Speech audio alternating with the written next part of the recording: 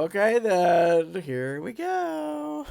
RuPaul Drag Race.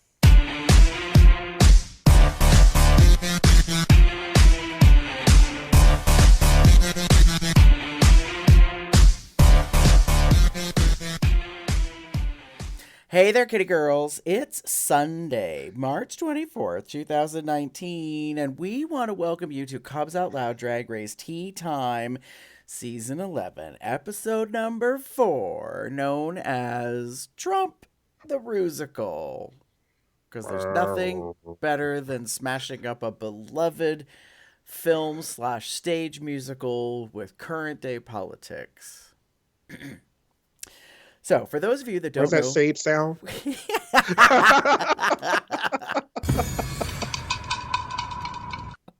for those of you that don't know who we is, I'm Gary. I'm one of the fabulous co-stars as host for this show, and over here to my side is. Hey everyone, it's Damon, and I'm sorry for my voice and probably what you may see throughout this episode. I'm just going to put that out there right here and now. It's a mess up here, and I'm doing the best that I can, but I'm going to make it through. I'm going to plow through it like this musical. Girl. So true. So true. All right, so let's jump right into the mini challenge, shall we? So, for today's mini challenge, you'll be breaking news in the look and style of my favorite TV anchor, Rachel Maddow. We're calling it Why You Maddow, though. All right. So, we're gonna go through this. I think I'm just gonna jump right into what I have to say because Sure. I nearly peed myself when this was revealed as the mini challenge. I have loved Rachel Maddow since she first came on air at MSNBC with her show. I have seen her in real life. She is small, she's petite, and she was running very quickly, like jogging, moving very quickly from one location to another in Minneapolis. I was there for a Leather Pride event, and I had found out that she was there, and I was scoping out, and I was like, and she just kind of, and I was like, oh, I saw Rachel. So, yes, and she's an out lesbian with her partner Susan, and they have a dog, and they like live in Massachusetts, and she's like flaming liberal. So I was like ecstatic beyond belief. And then, of course, I really did pee myself when they went to do this, and lo and behold, Miss Rachel Maddow pops on the screen. Oh, you have no idea. That was so fun. And talks to the girls and does all these like crazy RuPaul catchphrases. Which is where that comes from. Oh my gosh. I died. I thought if I had been a queen in this season, in this moment, I would have just, that's it. I'm done. Pass out on the floor. There's nothing more for me. Like,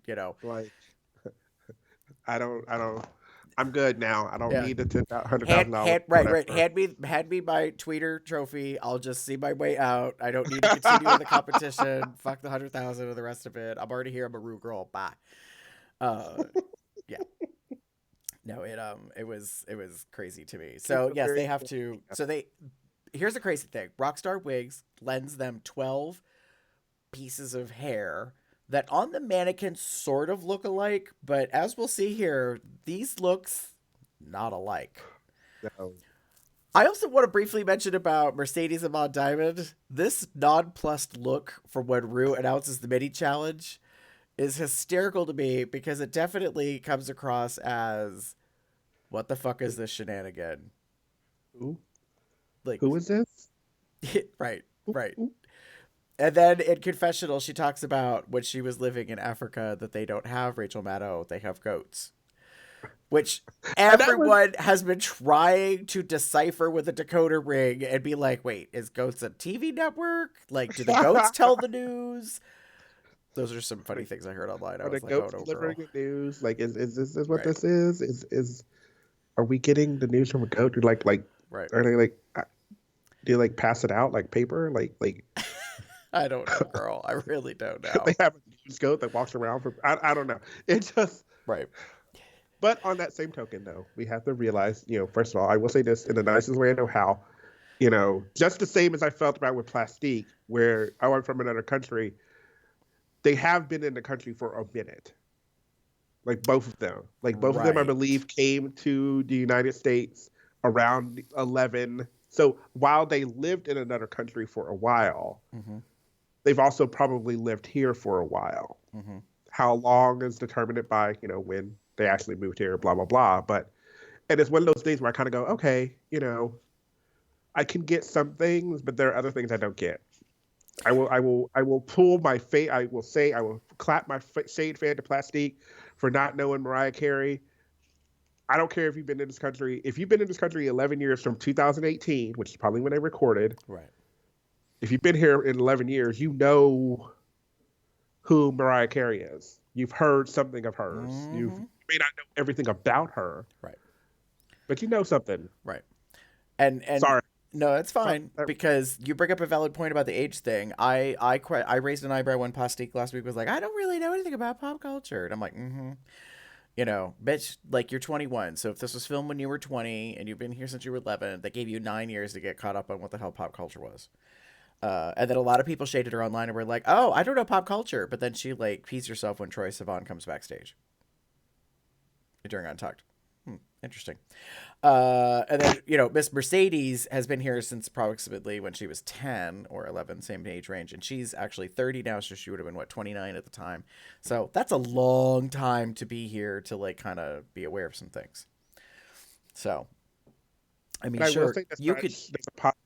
There's a possibility, like, you live in a sheltered environment, you're lived in your culture, right, what have you, where everything around you is just based on that culture. I can get that. Mm-hmm. But I also think there's more to it. Like, right, you can't just, like, not turn on a TV or not, unless you don't have a TV. I mean, I get, like, there's a possibility, right, slim possibility that you won't have any idea about anything. And to be fair, Rachel Maddow, is a political commentary show. So if you're younger, that may not be on your radar. Like, you may not have thought heavily about the importance of knowing what the hell's going on in politics in our country and how it impacts your life. But usually as you age, you figure that shit out, and then you get out and you get your ass and you vote. And you watch shows like hers or others of some sort. So, that being said, there's Brooklyn Heights, looking like Susie Orman, in my opinion, just in a dark wig. And, like, I'm just going to go through real quick. Miss Ariel Versace, she looks like a very tan Rachel. Which kind of cracked me up, because I was like, Rachel is never that tan, not even when they put makeup on her face, like, and heavily applied it in a new market. Silky Nutmeg Ganache made me laugh because she couldn't read the teleprompter without her real glasses, so she wore 2 sets of glasses and then still couldn't read all the words. I have done that before. So put my glasses on and then put another pair of glasses on to kind of, so I can have a look without having to like not be able to read. Right. Here's Mercedes. They were focusing on the word ginormous. A bunch of the queens did not know how to pronounce ginormous. It's like they'd never seen it before. Evie, oddly, would not sit still for the entire segment, so the green screen halo was in effect almost from the moment they turned the camera on until they turned it off of her, because she would not sit still. And so the motion kept messing up. So if you look at her hands in this shot, like, there's this weird alien kind of green glow. And I was like, girl. Yeah, girl. Sit still. Rasha got tripped up by Ginormous. Which it just makes me laugh. Sugarcane is giving me a little bit of Susie Orman part 2. Like, and I hate saying it, but it's like, there's just something about it. Plastique is reminding me of Manila in her season as the correspondent. Oh, it's awful. And they got tripped up on Good God, Get a Grip, Girl. I was like, come on, just like. But then again, it's somewhat an acting challenge, but it's a teleprompter reading challenge. Honestly, like, can you functionally read the screen as it's coming up? Miss Scarlet Envy, who I have to say, looking back on it, was very highly engaged and, like, delivering in the moment. Nina West. God bless her. I what else can I say? I'm in love with her, like, as a queen. I think she's hysterical, and I don't know much of her prior to this season because I haven't seen her in person, which is like, I lost points on my gay card for that one. Oh. Miss Vanjie, to me, was the most hysterical because she could not fully read the teleprompter and was just constantly mean mugging and fucking with the keyboard, not reading the teleprompter. Like, it was just the biggest train wreck ever. I was like, Vanessa, come on. It was just one of those moments where you're just like, I don't want to look at this, but I want to look at this. I want to just like watch this train wreck keep going down. Because, I mean, and good thing is she made it funny. So good for you. Yeah, she did. Back to Brooklyn, the most infamous word of the entire mini challenge that everyone was fucking up, left and right. Cracked my ass up. And someone said something to me about, like, would I have been challenged by that word? And it's like, no, because I know what that word is. I have been haunted by this word my entire life because it does not look like it fucking sounds. No, it doesn't. So, yes. Then they're back after they do their green screen shoot, and we have a lovely, like, parade of black, dark-haired lesbians in glasses looking like they're lining up for Lilith Fair. It's kind of crazy, but it was kind of funny to me. I was like, check that action out. And Scarlet Envy is the winner. And to be fair, she kind of looked quite a bit like Rachel, and I think kind of got the mannerisms right. Like, she wasn't over-exaggerated, which some of the queens I thought were doing. And she also didn't really kind of fuck it up. So in a way, she might have won by default, just purely for the way she mimicked Rachel and didn't seem to, like, crash and burn on the wording in this case. So, yeah, for me, it was my favorite mini challenge to date. I absolutely love it. Scarlet Envy won a $3,000 gift card from the Divas Jewels. So, yet again, a multi-$1,000 gift. So, apparently we got some lovely sponsors this year. Ooh. Oh. So for me, this was a very interesting challenge. I wasn't nearly as impressed with it as you were. While I love Rachel Maddow and I know who she was and all that stuff, this was kind of just like, you're reading from a teleprompter, don't fuck it up. Right. Kind of thing. And you all had to look the same. Like, that's what it kind of boiled down to for me. And I was like, yeah. And some people, I mean, the Colonel thing, just, I never, I wish to God I knew what happened there. Like, is it just because you've not seen the word before? Is it, what is it? Because it will fuck you up if you've never seen the word before. Like, but I'm from Kentucky, and KFC is like everywhere. So. Yeah, I wasn't sure about what happened with Silky because then she does that whole, like, KFC thing. And I was like, okay, in order for her to get KFC, she must have been told by the stage crew that the word is Colonel. And then she would have been like, oh, Colonel Sanders, Kentucky Fried Chicken, KFC. Because I'm like, to me, there is no other logic leap from not knowing the word and fucking it up to screaming KFC. I'm like, no, like, we're missing something here. So... yeah, so that was the mini challenge. Why you Maddow, though? Honestly, I would be happy if they brought it back. And I would be ecstatic if Rachel Maddow was a guest judge. But that's just me. So, something maybe that may change when we get to the next season. Or see two. If they do it. I don't think it at all. Yeah. Okay, you ready for the Maxi Challenge? Yes. Now, for this week's Maxi Challenge, you'll be putting a political twist on my favorite high school musical, Grease, in the lip sync extravaganza, Trump, the Rusical. Uh-huh.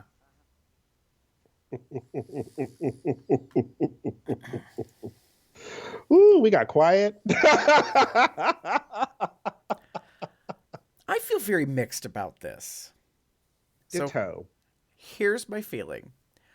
Finally, at season 11, I think they've decided to head on deal with politics. Yeah. In a drag way. Like, that's not true. They did it before where they had to, like, from the bully pulpit, state their platform to be president. Yeah. I forget what season Yeah. that was. 5. Yeah, but I mean, right. So what? It's been 6 fucking years since like we've gotten back around to this thing. Like, I'm like, True. I don't know about that.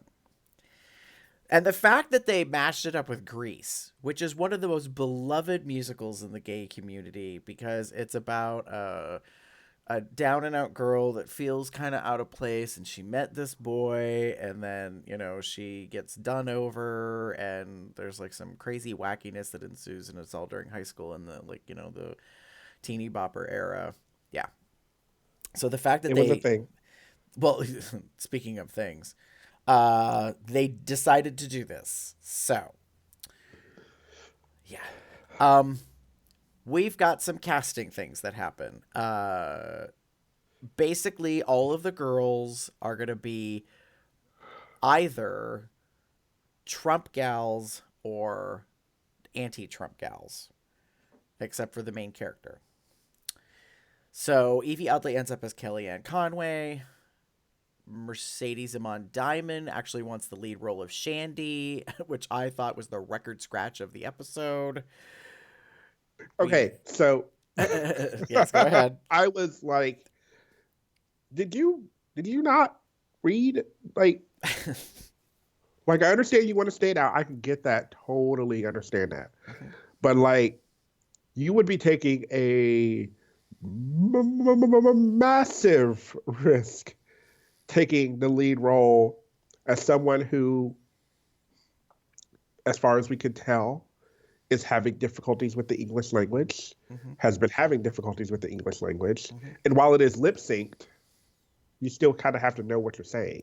You have to act, you have to emote, and lip sync and dance. Like, this challenge is a challenge for a reason. There are multiple things that you have to bring to the stage at the exact same time. Exactly. So the fact that she wanted the lead, I was like, saying, what? I was like, no, girl. And I was glad all the rest of the queens were like, are you sure about that? And maybe you'd be better in a different role. Like, Exactly. I was very much concerned when they were like, you want to do that role? And I love that they and I will give props to the queens, especially Scarlett, for not like going, no, bitch, don't do that. Like, they're like, are you sure? Like, do you think you can do it? They talked about it. They gave a little bit more like information, to kind of make sure she understood what was going on, as opposed to be like, no, bitch, you ain't doing that. Like, fuck you. And, I am not going down in this sinking ship. Right. I kind of wonder if this was a manufactured moment, but it was done so well we didn't pick up on it. And by that I mean, if there never was an intention for her to be Shandy, but because they wanted to have something for the camera, so to speak, they made this quick moment where she, you know, wants to take the lead and nobody's ready for it and doesn't know, you know, what to think about it, so to speak. So I don't know. We'll see. You know, maybe someday someone will spill the beans from the season. Get some tea. Yeah. Silky Nutmeg Ganache is cast as Oprah. She has a hissy fit about the fact that it's a stereotype, and I'm like, whatever, girl. Like, yes, it's super obvi, but it's already obvious to me that you're going to hit it out of the park. So just shut the fuck up, take the gift that's being handed to you, and like ride that shit to winning. Hello. I was really kind of surprised by that. Nina West ends up getting Sarah Huckabee Sanders, which at first I was a little hesitant about because I didn't think it was going to be as fun a role, but I should know better because it's Nina and she's hysterical. And of course they got this like great shot of the two of them side by side. And I was like, okay, so we get it. They both have double chins. It's kind of mean, kind of shady, but you know, it's a thing in that case. Brooklyn Heights is cast as, why am I always blanking on her name? Ivana. Yes, as Ivana, Trump's ex-wife. What's kind of funny to me is in the side by side, I was like, oh, but Brooklyn's so much prettier. Like, she's gonna have to ugly herself up a little bit in this case. So Rue comes around, talks to the girls. Very interestingly, there are 12 girls in this season, and they got split into like 3 groups of 4 each. So I thought that was a interesting mathematical situation that came about. Which I was trying to figure it out. Like, so those four. So if you go Plastic Tiara, if you go later, you find out who they played. Mm-hmm. So Plastique and Brooklyn played the wives, Melania and Ivana. Mm-hmm. Scarlett played Bessie DeVos, and Aria was Sandy, Mm-hmm. who was like role. So I think they put them together as they were going to be on stage. Right, because there was kind of packs, like Yeah. in how they worked, and that comes about in the rehearsal. And of course we have an obligatory black and white photograph of Miss Brooklyn Heights back when she did, you know, ballet for like 6 years. I have to say, when the image popped up, I was like, holy shit. Like girl, eat several Big Macs, but still highly impressive. Like, just nothing but a muscle body everywhere. Yes. In this case. And that so then we move on. Sorry.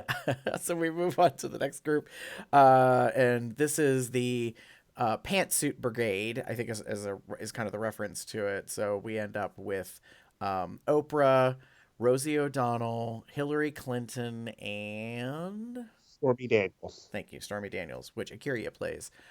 Which honestly, I thought she did really good as. I was believing the sex kitten like porn star bit in that case. I don't have the third group, but this cracked me up because yet again we have this thing this season where all the dolls are looking like sex dolls with their mouths wide open. Like, I'm not really sure what that's about. It's kind of problematic in my opinion.